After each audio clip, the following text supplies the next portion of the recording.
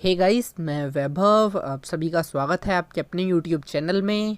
तो दोस्तों, आज 19 अगस्त है और आज के इस वीडियो में हम डिस्कस करने वाले हैं भेल शेयर के बारे में, यानी कि Bharat heavy electricals limited share के बारे में। इस समय ये 38 रुपये के लेवल के ऊपर ट्रेड कर रहा है और आज के ट्रेडिंग सेशन के अंदर इसके अंदर 1.5% तक की एक अपमूव भी आई है। तो चलिए दोस्तों, हम पहले इसका एक ओवरव्यू ले लेते हैं।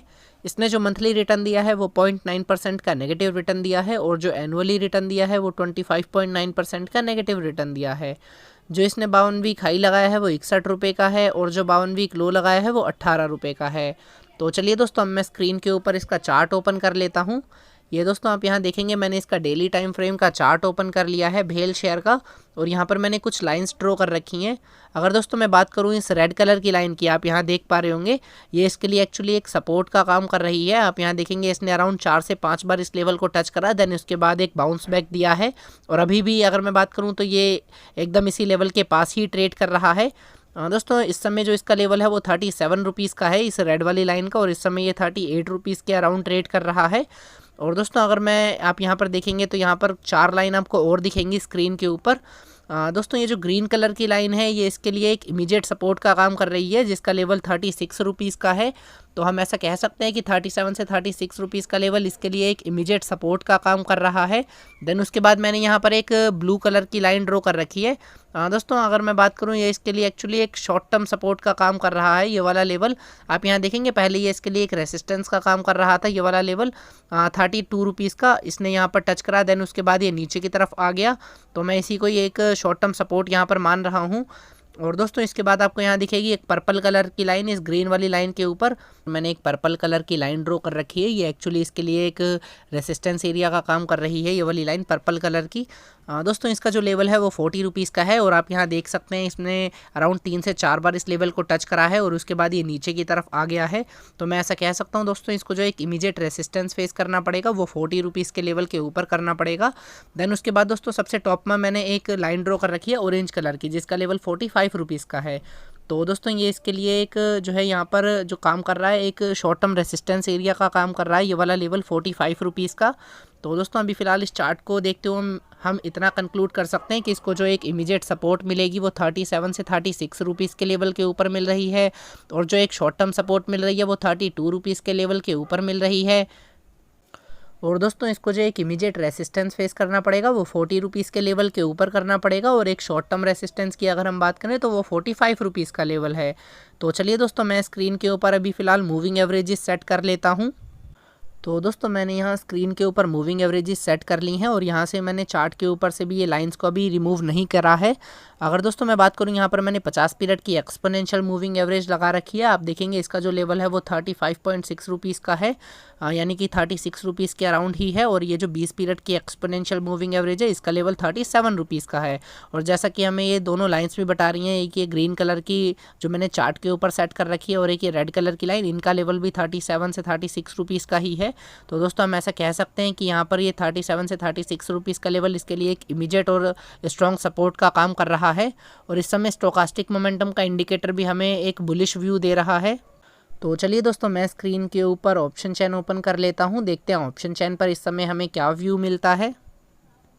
तो दोस्तों, मैंने अभी स्क्रीन के ऊपर भेल की 27 अगस्त की एक्सपायरी की ऑप्शन चेन ओपन कर ली है। और दोस्तों, अगर मैं यहाँ पर बात करूँ कॉल्स के डाटा में, तो आप यहाँ देखेंगे कि 39 और 40 रुपीज़ की स्ट्राइक प्राइस के ऊपर यहाँ पर प्रीमियम इंक्रीज़ हो रहा है और ओपन इंटरेस्ट डिक्रीज़ हो रहा है।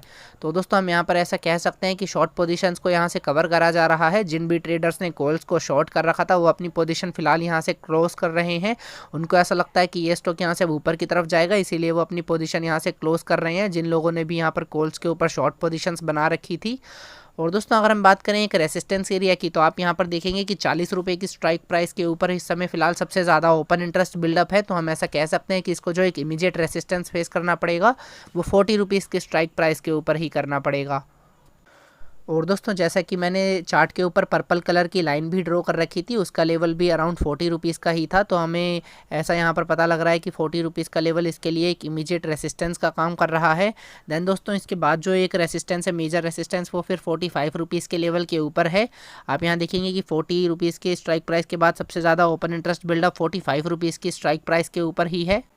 और दोस्तों चार्ट के ऊपर ऑरेंज कलर की लाइन जो मैंने ड्रॉ कर रखी थी उसका लेवल भी 45 रुपीज़ का ही था। तो चलिए दोस्तों देख लेते हैं इस समय पुट्स में क्या वर्क हो रहा है। अगर आप दोस्तों यहाँ पर पुट्स के डाटा में देखेंगे तो आपको यहाँ दिखेगा कि इस समय जो इसको एक इमीडिएट सपोर्ट मिल रही है वो दोस्तों इस समय 36 रुपीज़ की स्ट्राइक प्राइस के ऊपर मिल रही है।